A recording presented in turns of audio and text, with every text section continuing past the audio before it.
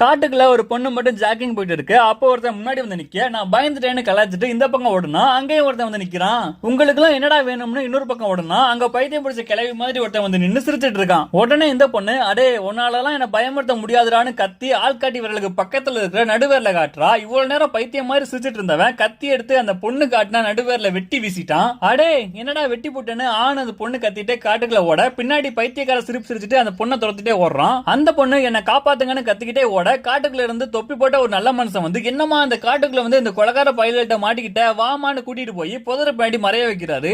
அந்த 3 கொலகார பயல்களும் அந்த பக்கமா போயிட்டு இருக்காங்க. அவங்க போயிட்டாங்க, இனிமே நீ பயப்படாதுன்னு கட்டான கையில கர்ச்சிப்பை சுத்தி ஆறுதல் சொல்லி கூட்டிட்டு போய் மரத்து பின்னாடி வச்சிருந்த கோளாறு எடுத்து அந்த பொண்ணு வயிறுலயே ஒரு சொருகு. அடே தொப்பிக்காரா, என்னடா நீயும் இப்படி பண்ணிட்டேன்னு வலியோட மரத்துல கை வைக்க, மணிக்கட்டோட சேர்த்து வெட்டி கையை கட் பண்ணிட்டான். அந்த பொண்ணோட கை கீழே விழுந்து 5 விரல காட்டுது. அப்படியே அந்த படத்தோட பேரை போடுறாங்க, ராங் டர்ன் 5ன்னு தரமான இன்ட்ரெஸ்ட். அதுக்கப்புறம் அந்த 3 கொலகார பயல்களும் அங்க வராங்க. இந்த தொப்பிக்காரன் தான் அந்த 3 பேருக்கும் தலையா இருந்திருக்கான். அந்த பொண்ணை தூக்கிட்டு சாப்பிட கிளம்புறாங்க. இந்த பொண்ணு தான் சாப்பாடு. இதோட இந்த சீன் முடியுது. இந்த படத்தோட பேரு ராங் டர்ன். ரத்தம், கை, காலு, தலைலாம் தனித்தனியா இருக்கும். பாருங்க, நல்லா இருக்கும்.